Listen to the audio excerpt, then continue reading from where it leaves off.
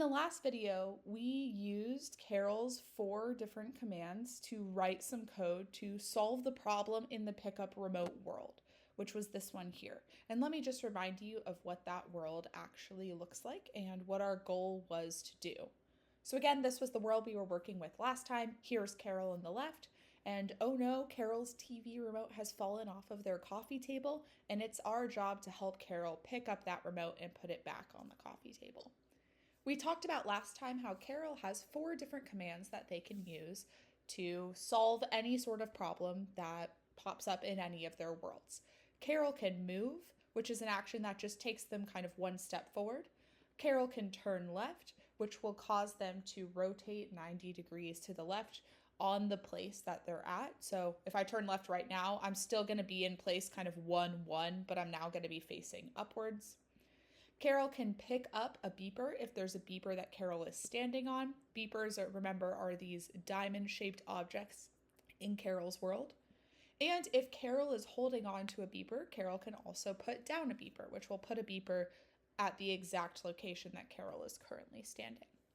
In the last video, we used these 4 commands to write out a sequence or an algorithm that would allow Karel to put the TV remote back on the table. Now, we just kind of wrote these in a sticky note on the side. We didn't actually write them in code. So our goal in this video is actually to write the code that will make Karel do the actions. So this is the world, and I'm going to go ahead and kind of keep this open over here. Let's move our Karel commands down here so we can still see them. And let's actually double click the PickUpRemote BlueJ code. And this will actually open up a window where we can go ahead and write some code. I'm gonna make this a little bit bigger. Now, you don't have to worry about all of the stuff that really kind of comes with this package that's already given to you, kind of all of this that's already written here. All you need to know is that where you're going to write code is in what's called the run method. The run method is what happens when I actually click this button that says start program. It's all the code that I want kind of Karel to execute as soon as I tell them to go. So anytime we're writing a Karel program, you're not going to worry about the rest of the stuff that's in here. You're just going to write inside these 2 curly braces here that make up the run method. And remember, we can only use kind of these 4 different commands here. Now, these are the names of the commands, but I do have to add a little bit of stuff around them to actually make them into Java code. We're going to call this syntax. All Java has what's called syntax. That kind of changes the language from just words into actual code. The syntax for every coding language is a little bit different, but obviously since we're learning Java for APCSA, you're going to learn the Java syntax. Syntax also exists in regular languages. You think of it as kind of punctuation and things like that in any written language that you're used to speaking or writing in. What is the syntax for the Java programming language? Well, it's not all that bad. These are our 4 Karel commands, and to actually turn these into Java code, all you really have to do is put parentheses and a semicolon after each one. And I've been calling these Java commands, but we're really actually going to use a different word when we talk about these, which is going to be the word method. Each one of these is a Java method.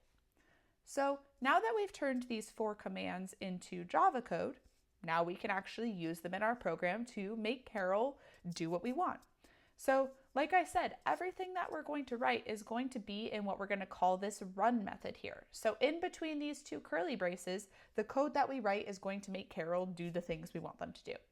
So let's get started. Let's actually make Karel pick up this remote and put it back on the coffee table. The first thing Karel has to do is move. And I am going to type the Java version of this. So don't forget your parentheses and your semicolon. Now, to get to the beeper, Karel actually has to move twice. So let's do another move command here. Then probably next, Karel should pick up the beeper. Remember the command for that is pickBeeper. Oops. Now Karel's standing on here, we're kind of facing to the right. Let's actually turn left, so Karel that will be facing up.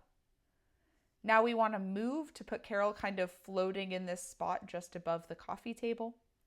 And now functionally, Karel's kind of here facing upwards. We really want to turn right, but we know that turning right is not actually one of the 4 commands Karel knows how to do. So functionally, instead of turning right, we can turn left And we can just do that 3 times. So like we saw last time, Karel's going to do that funky little 270-degree turn. Now Karel's floating here, but facing the correct direction. So let's move to get Karel onto the coffee table. Finally, we're in the right place. Let's put down the beeper. And just to get Karel kind of out of the way of that remote, let's move Karel one last time. And there we go. Now we've actually written the Java version of the code that we kind of wrote down on the sticky note in the last video. Now that we've written this code, we actually have to go through a small process to be able to run the code. So first, I'm actually going to close out of the window here that lets us see Karel's world. And now I want to show you a couple of things. First of all, you can see that the box for PickUpRemote right now has these kind of gray diagonal lines on it. Now, what those mean is that I have not yet compiled my code. Compiling is one of the steps that we'll have to take before we're actually able to run our code. You can see here there's a button called compile, and if I click that, it'll compile my code. Now, I've said this word a bunch. You might be wondering, what does that actually mean? You can think of compiling kind of like a coding sort of spell check. So just to show you what this might look like if I wrote something that actually was not Java code, let's go ahead and just remove one of these semicolons. Remember, that's important syntax in the Java language. I actually need to have those semicolons. Now that I made a change, look, it's changed back to these gray diagonal lines, which means, hey, you changed something and you haven't compiled yet. Now if I hit compile, oh no, it's mad at me because I actually forgot something that was necessary to be included in the Java language. It changes this box to actually be these kind of red lines and tells me that I made an error. And if I add back in that semicolon and recompile, now it'll work again. One other important thing that I forgot to mention is that syntax is not just this kind of punctuation at the end, it also has to do with spelling as well. pickBeeper, for instance, is a particular command that Karel knows how to do. But you know what Karel doesn't know how to do is pick lowercase b beeper. You might be thinking that's a little silly, that's basically the same thing, but pretty much all coding that we'll do is going to be case sensitive, which means that when I write capital letters, usually I need those letters to be capital, and if I write lowercase, I need those to be lowercase.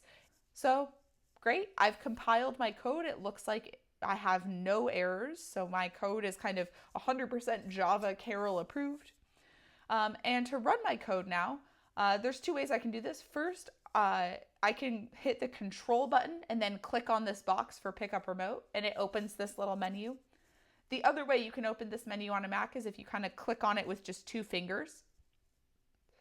And you can go down to the command at the very bottom that says run ACM program. If you click that button, there we go. There's the Karel world.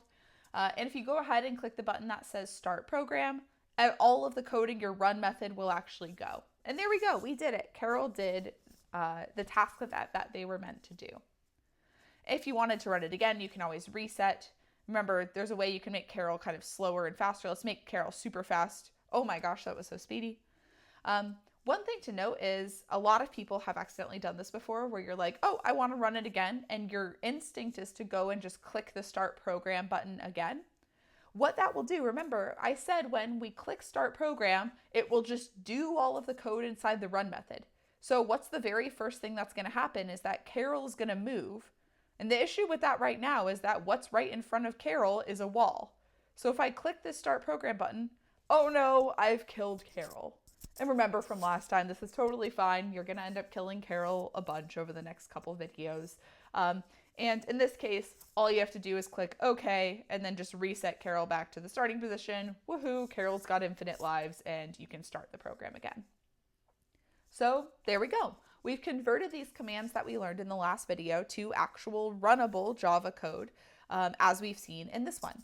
In the next video, we're going to look at a slightly different Karel problem that will again include kind of using these 4 commands to accomplish some sort of similar task.